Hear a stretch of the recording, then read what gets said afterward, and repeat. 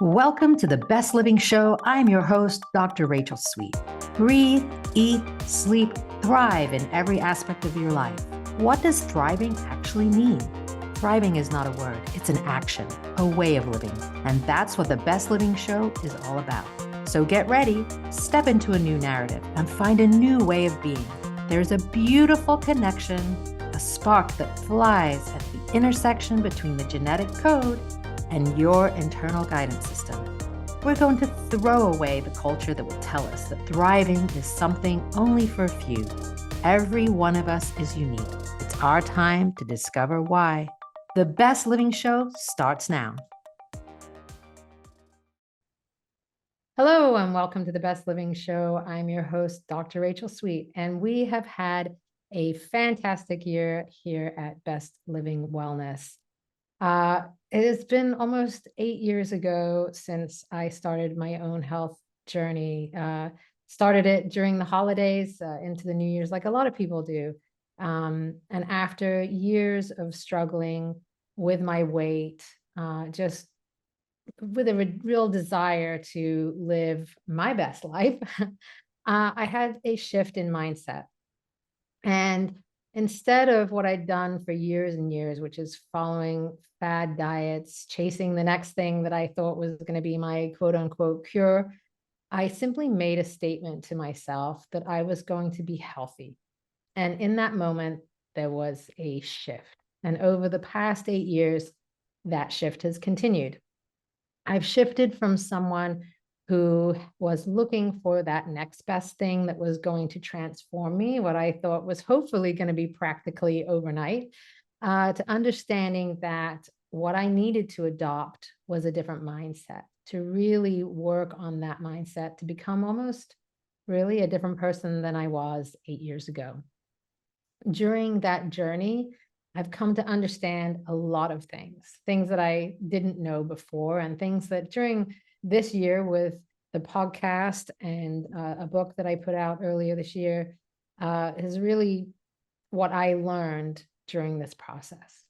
I understood when I started to make that shift many years ago that we are all individual and unique, and that there's a energy balance that we have to work with within our body, within our minds.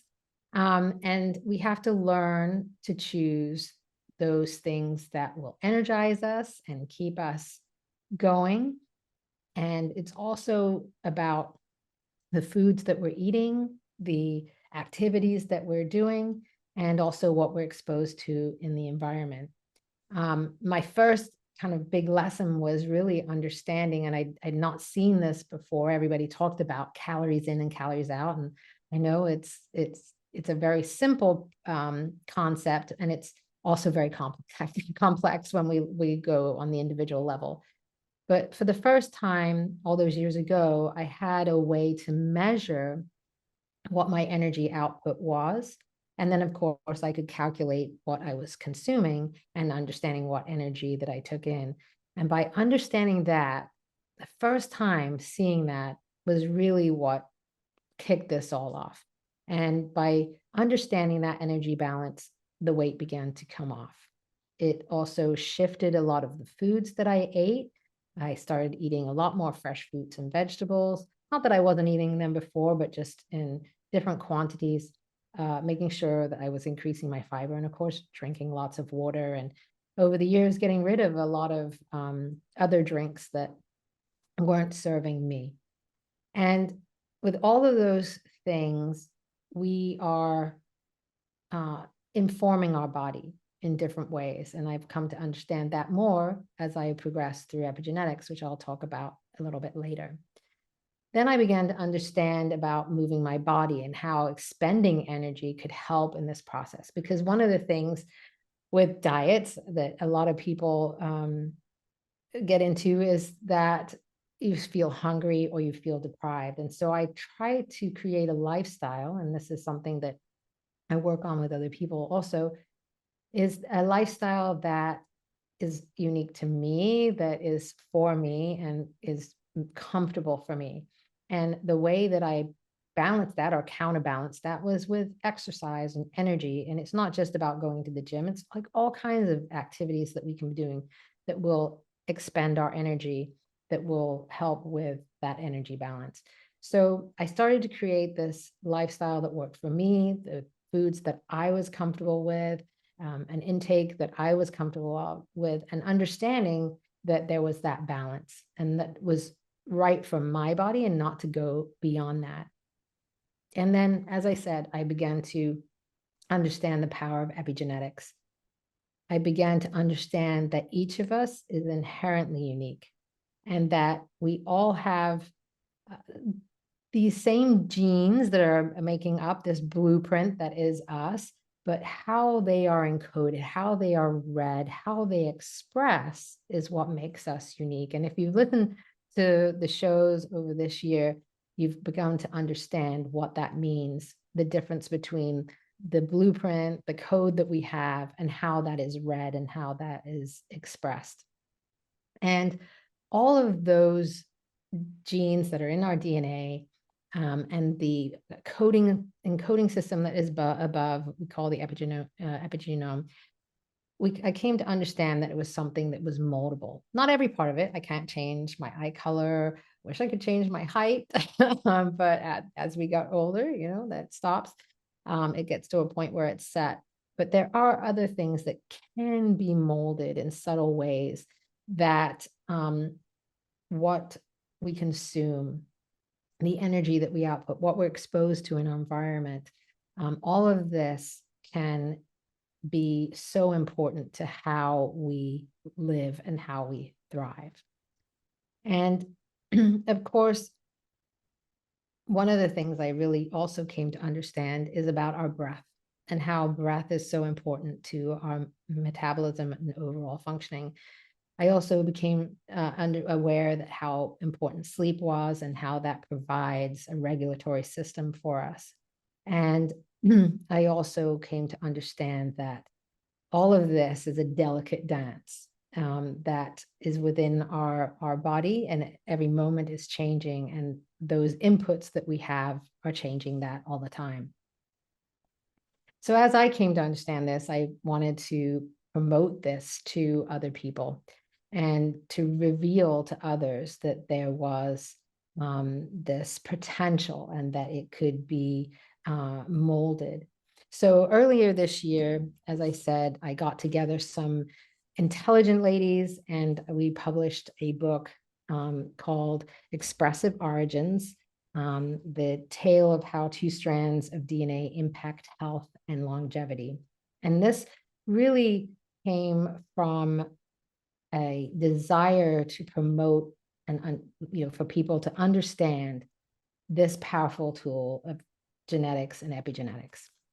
And of course, I gathered together 10 teachers, coaches, doctors to explain the different elements of genetic expression and how that can be manifested. And they tell their own stories of how they came to do that.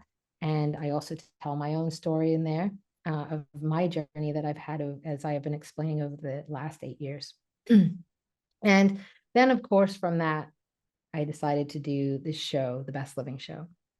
And as we're wrapping up the year here, I can't believe the holidays are literally around the corner. I thought it would be a good idea to kind of review my journey through my wellness journey, and also then this show and what I wanted to bring to the world and a wider audience. It's great to coach people one-on-one like I do and reveal their genetic propensities to them and how they can modify what they're doing in their life to heal or to begin a health journey or to even optimize their health journey that they're on now. And yet there's so much noise in the environment. There's so much information that we are exposed to every day that I felt like I needed to get a message out to more people. So it started with the book. And then, of course, it started with this show. And when I started the book, a funny story, actually, one of the authors said to me, I've been doing this for years. I started with a room full of doctors, and none of them knew what epigenetics was about. And now I can go into a room full of doctors, and maybe half of them will know what epigenetics is about. And I really felt like this is a great way that people can take their own future and their health into their hands. So why not try and spread that news? And so there it was. It's still my mission at Best Living Wellness to have people understand that we are unique. We have this epigenetic code, and it can literally be molded and in a way that we can really improve our life. So what does BEST mean? Because if you've noticed, BEST is an acronym. And so how this came about was one day I was on a walk, and I came up with BEST. And as I talked about, and just briefly, B is for our breath. Our breath and the quantity and the quality of our breath, it really transforms our body and our health.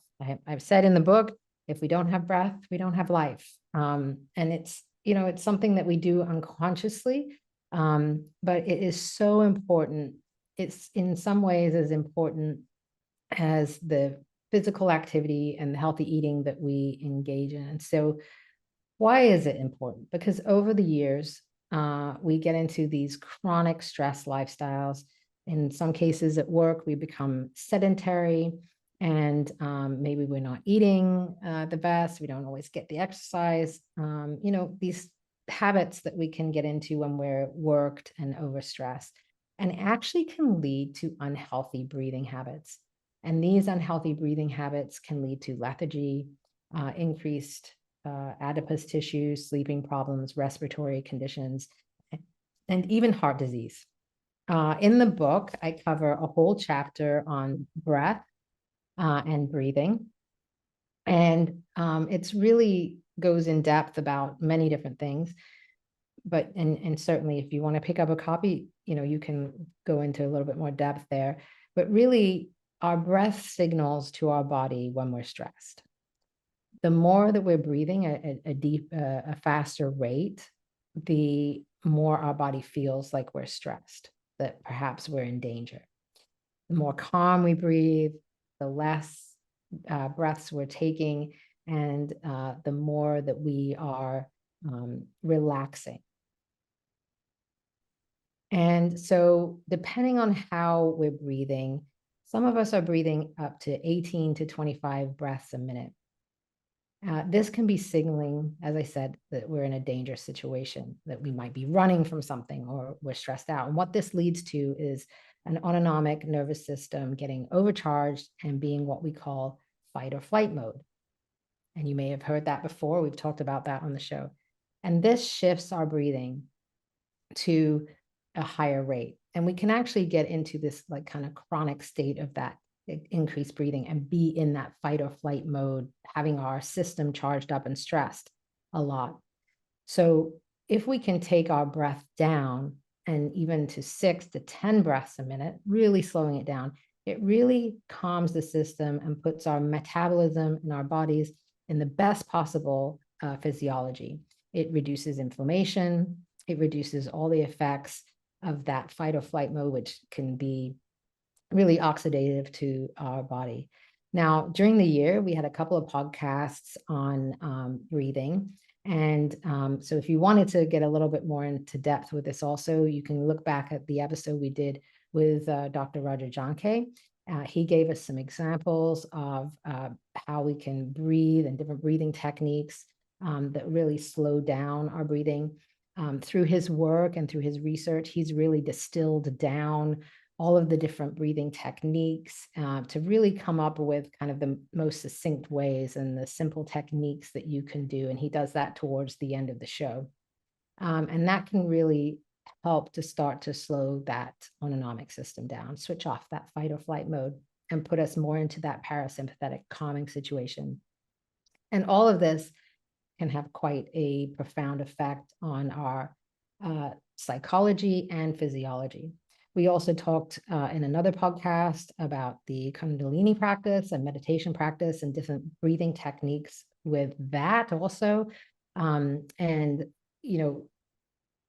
how that can be beneficial to creating a great lifestyle. So any way that you can start to look at incorporating breath techniques in to start to bring that system down, the fight or fight mode system, especially if you're chronically stressed, of course, it's going to be really beneficial. One of the things that you may have also heard of is also vagal tone. The vagus nerve is one of the largest nerves in our body. It starts in our cranium and runs down through our body.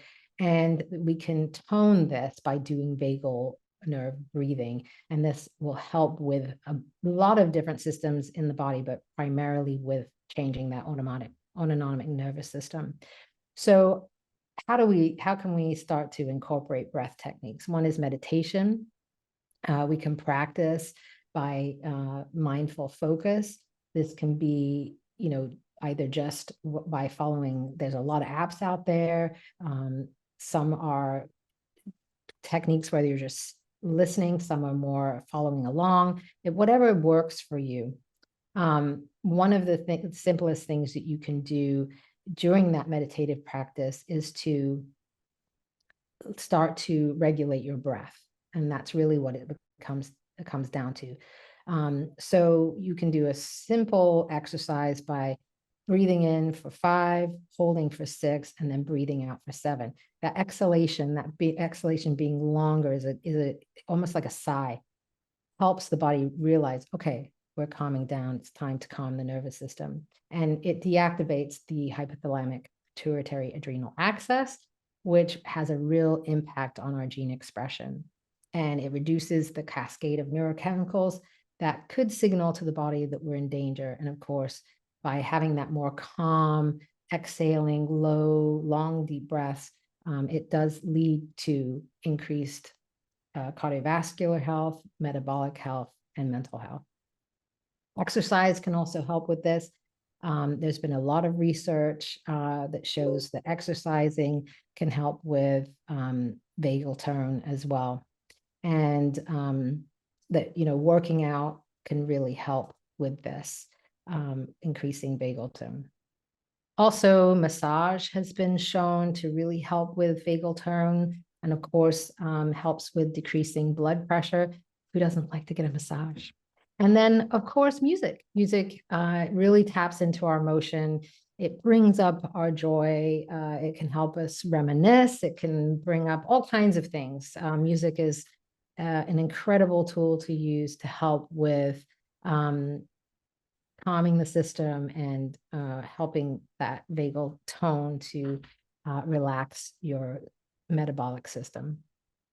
And then the other thing that can also help is cold water immersion. Not my favorite thing to do, but a lot of people find benefit from it and find it to be, while they're exposed to the cold, finding it euphoric, and then afterwards having that real calm sense. And so if that's something you want to try out, certainly can do that. So what are the takeaways from the breath section? Really, and these can also be found in the book.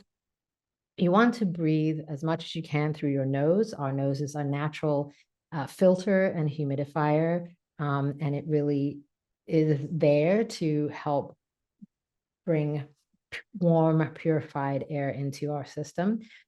Even when you're exercising, as much as possible. I know if you're really exercising hard, that's very difficult.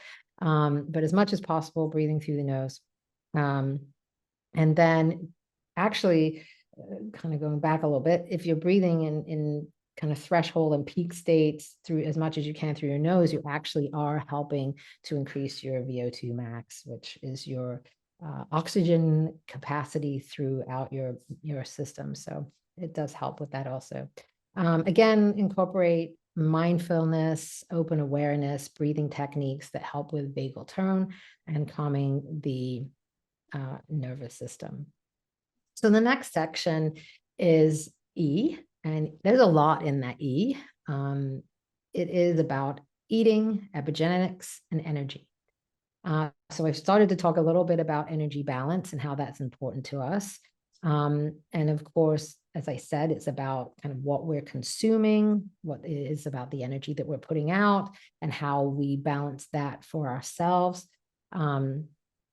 You know, exercising and activity, natural movement, anything we do during out the day is super powerful for modifying our epigenetics.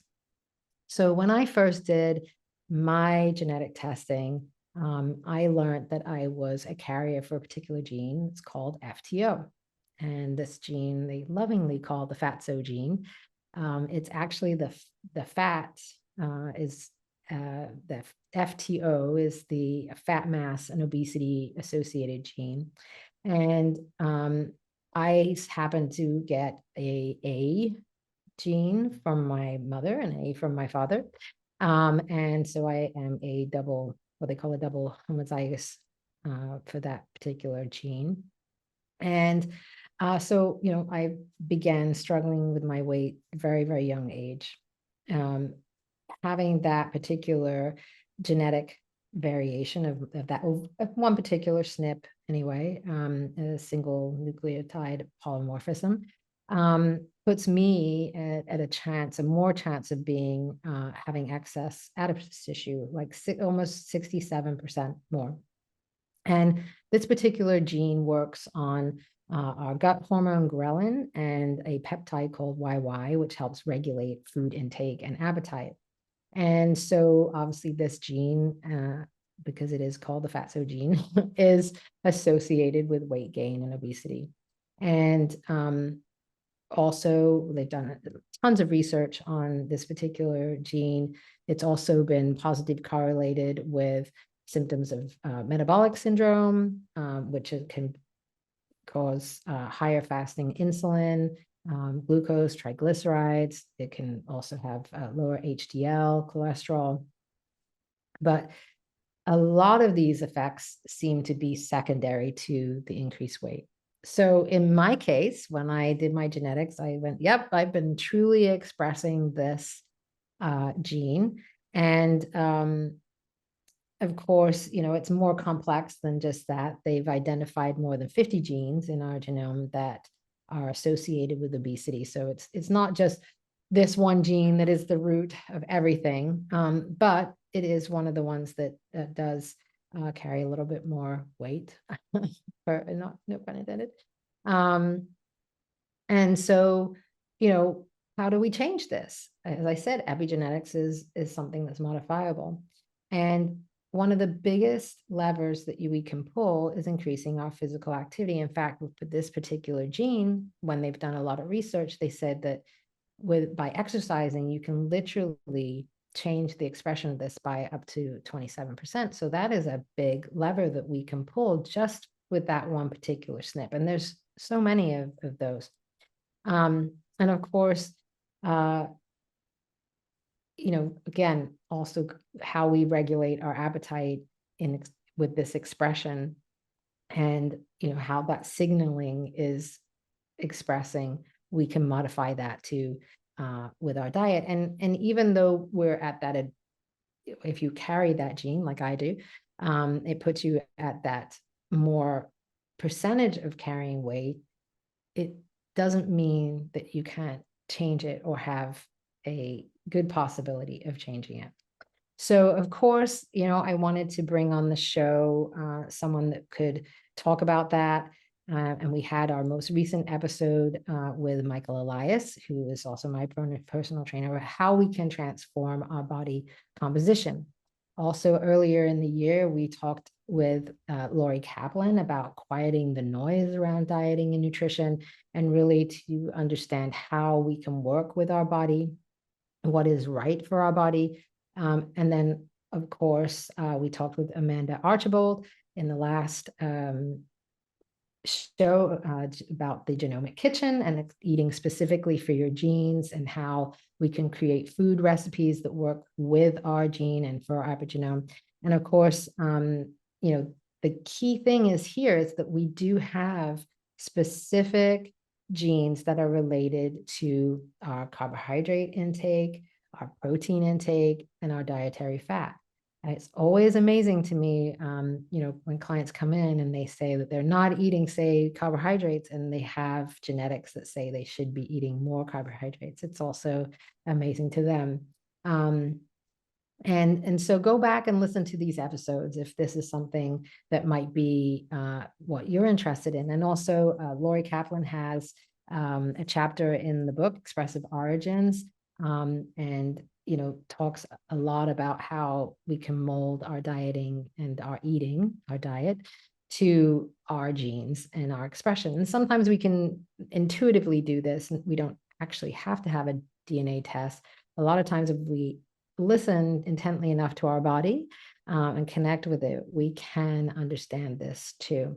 So it's really about balance, eating, how it's comfortable for you, what's beneficial for you, balancing your energy output that is expansive to your health and wellness. And so some key takeaways that we had from the book and from the show is that understanding that there is a eating style that works best for your genetic blueprint. And of course, the easiest thing to do is to get that genetic testing. At Best Living Wellness, we offer 2 levels of genetics. A basic level, we look at nutrition, supplementation, and sleep. Or there is an advanced level where we look at athletics and hormones and the environmental factors that also help your genetics. There's coaching involved in that. So it's not just a genetic read, but it is how a comprehensive report on what your genes are, your blueprint, and then how that it's expressing, we talk about, and then how that can be molded that is beneficial to you. And I can tell you, it works. I've gone through this with clients, and it's always eye-opening, but it's also they intuitively understand that it makes sense for them. And now they have a plan forward, and sometimes feel really reassured with that plan forward. So we can start to do things and strive for more to become healthy.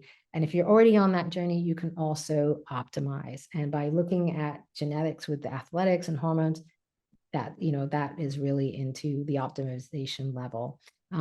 Again, key takeaway is that physical activity is our biggest lever. If you're on, sedentary and on the couch, and getting off the couch and moving really becomes one of the biggest levers that we can pull to our health and wellness and our healthy outcomes. And I've certainly found that true in my life. All right, so we are going to take a quick break now. We've kind of discovered half of the best wellness plan, and we'll come back and we'll talk about the other half in a few moments.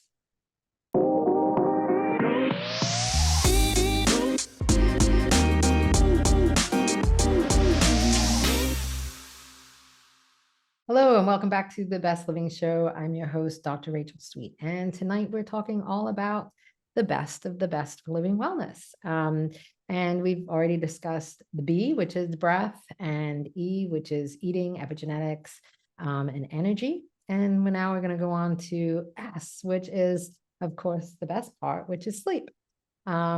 Sleep is like the golden chains that binds our health and body together. It's a quote from Thomas Dekker. And, I think I've said it many times throughout the year. I've said it in my book, and that sleep is such a foundation. It is the thing that all things rest on, that is health.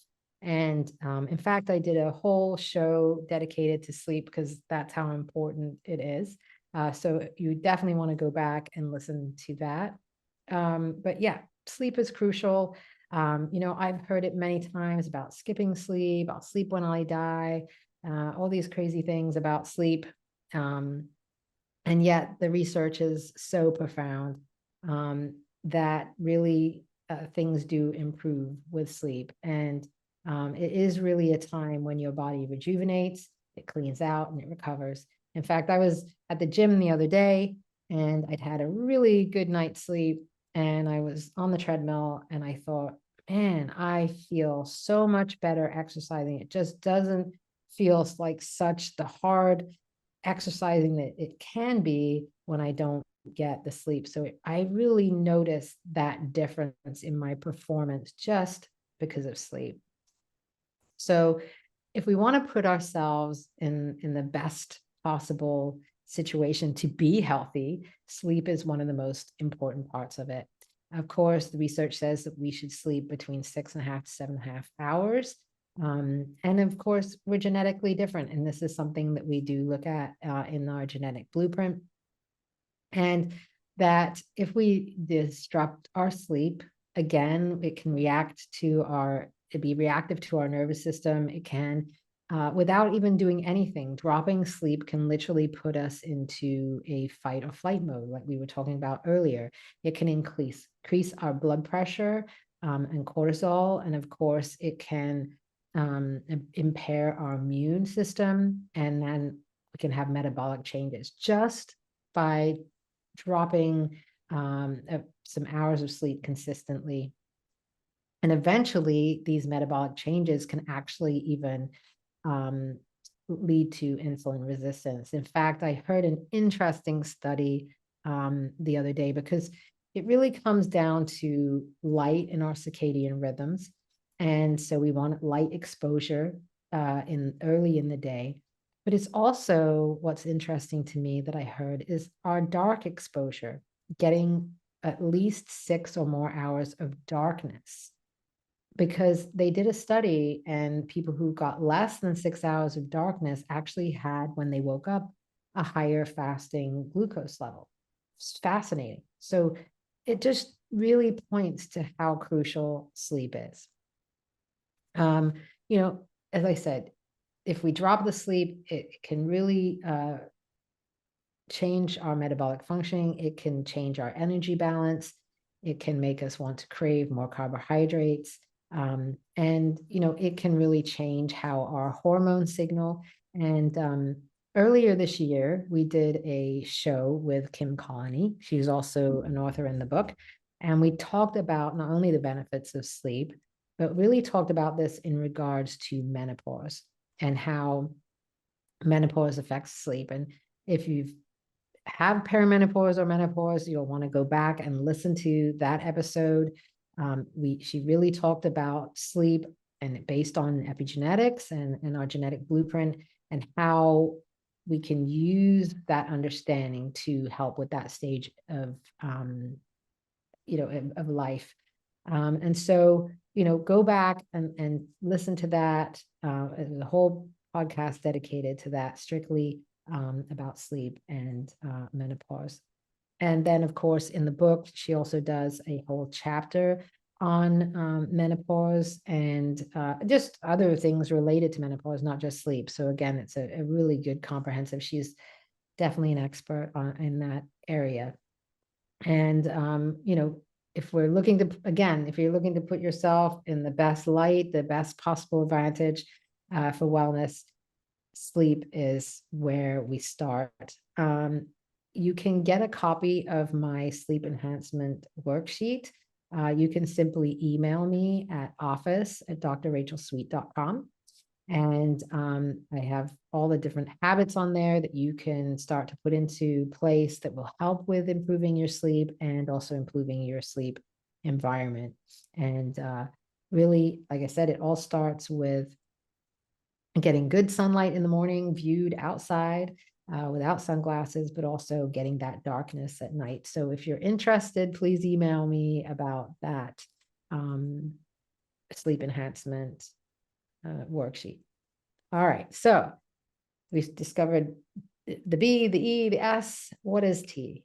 T is thriving. And of course, this is the biggest part of life, right? It's thriving. It contains so many things. It is, if we're thriving, it is our ability to flourish, to prosper. It really is what gives us our zest in life. We want a life as humans, we want a life that's filled with growth and excitement. And of course, what that means to different people. But the idea of thriving is something that I've brought up at the end of each show. I've asked each of my guests what they do to intentionally thrive on a daily basis, and each answer has been different. Some have been surprising. So definitely, if you go back over the shows, you're going to hear that idea of intentional thriving. And we actually started off the show with Dr. Pat talking about intentional thriving. And, we also talked with Coach Belinda about getting out of your comfort zone and becoming unstoppable. We talked about aging and how to look at aging and how to turn back the clock of aging with science and aging and disease with Liz Parrish, and how to find our biological age with Hannah Wendt.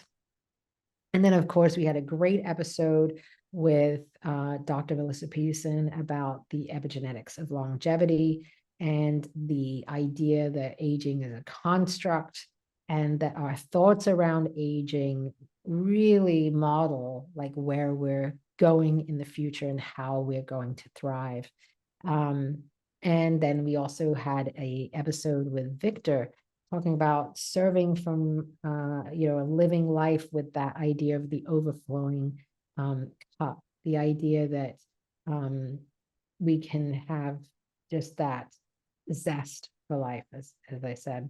And then we also talked about having an empowerment to our evolution and a transformative journey, and how to design our life on purpose. And a lot of that conversation was with Michael Osterlich. And then we had Jesse Torres on the show talking about the triumph over trauma. And that was a very impactful full show.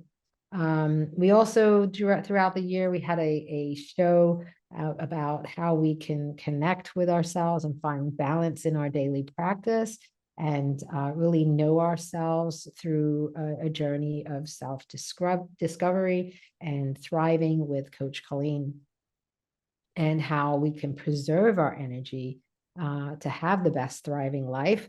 And and how to not only that balance, but the counterbalance in life. So much, information in those episodes. We also had an impactful show with Dr. Marcus and Coach Peggy. They are, of course, the authors of the trilogy, The Fourfold Formula.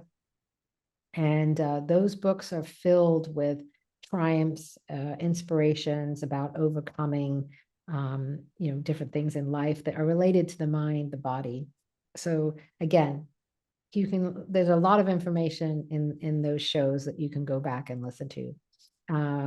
We also had a show with Natalie Nidham where we learned about the power of peptides, and in particular the bioregulators. Peptides are becoming such an integral part. At least I see them more and more in our health journey. I know I've used them myself. They can help with improvements in our weight, improvements in our skin, improvements in all the different biological systems. And that's really what we talked about with the bioregulators. The idea that these naturally occurring molecules can actually put the body back into an environment that is coming back to thriving, to help our body use that innate intelligence that it was, that it puts it back to where we were designed to function on a daily basis.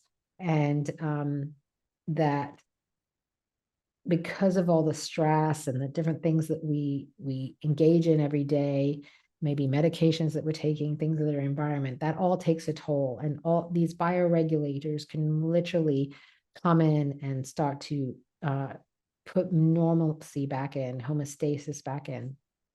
So if you really want to understand more about that, definitely go back and check out the podcast with Natalie Nidham. So there's a lot of information there. So how can we thrive well? What is it that we do to thrive intentionally? Well, I can tell you what it is for me, and you can think about what it is for you. I definitely prioritize myself. I focus not only on what foods I'm consuming, the types of foods, whether those are natural or where they're coming from, but also the chemicals that are in my environment that I'm putting on my body, how I'm washing my clothes. I'm obviously engaging in regular exercise, both resistance and training with weights, stretching. Of course, I'm managing my stress.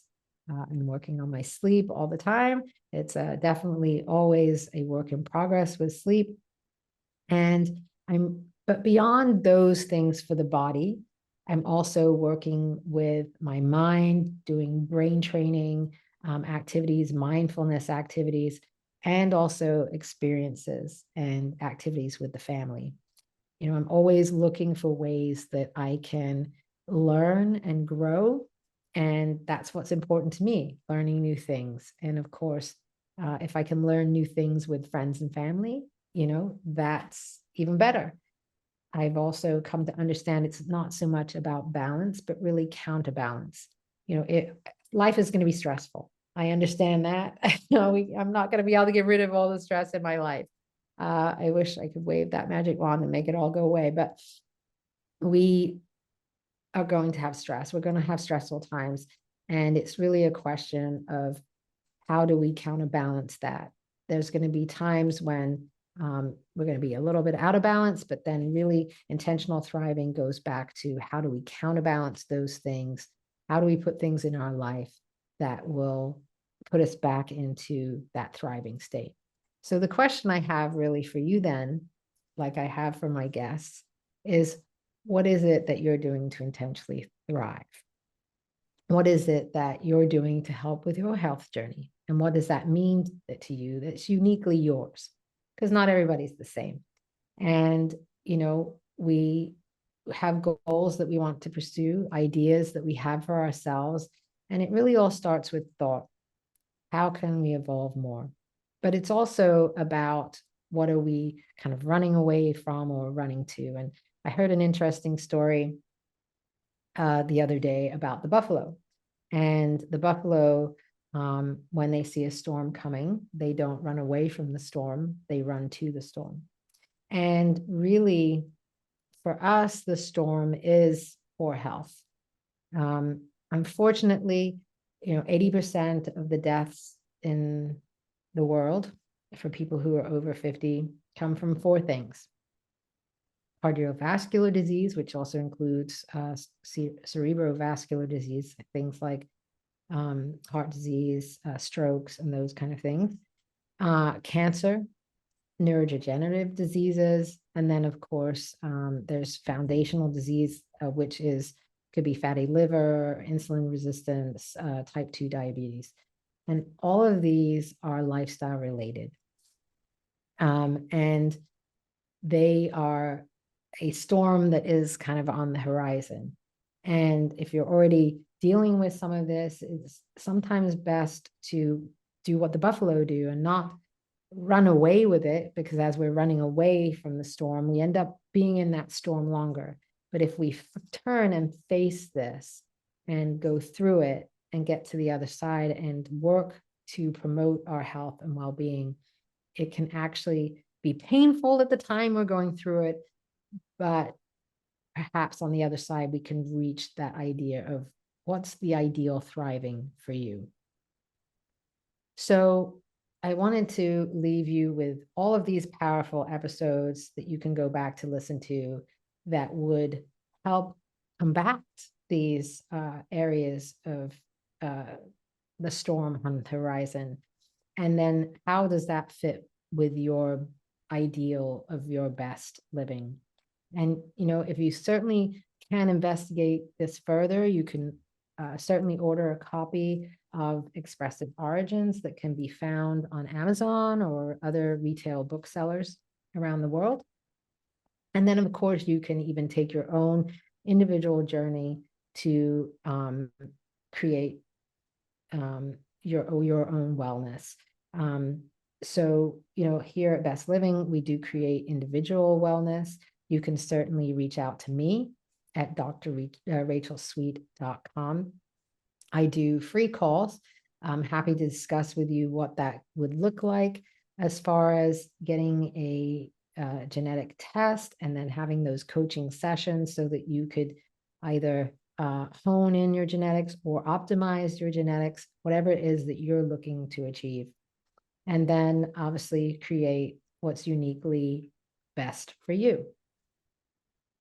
So again, I invite you, as we hear at the end of the year and heading into a new year, and many of us will start off the year with great intentions. And it can be the best of intentions. And then a lot of us will get busy and those intentions will go away. So I challenge you as we go into the new year to make this year different. This coming year, ask yourself, what do you want? To really take time for you. There's so much knowledge out there. We've just kind of gone through a review of all of the shows that we did this year and how those can be beneficial to you. And then how can you take that knowledge and really distill it down and engage into it and see what we want for ourselves and really how we can love ourselves and give ourselves a gift at this time of year. And as we meet with friends and family over the next week and we celebrate going into the new year, what is it that you can do to focus on yourself? What is it that you really want to do next year? And what is it that you want to achieve? And what is your best life? Lots of questions to think about, but I want you to take that time and really hone in on that to really make this your year of best living. So again, I thank you for joining us this year and listening to the Best Living Show.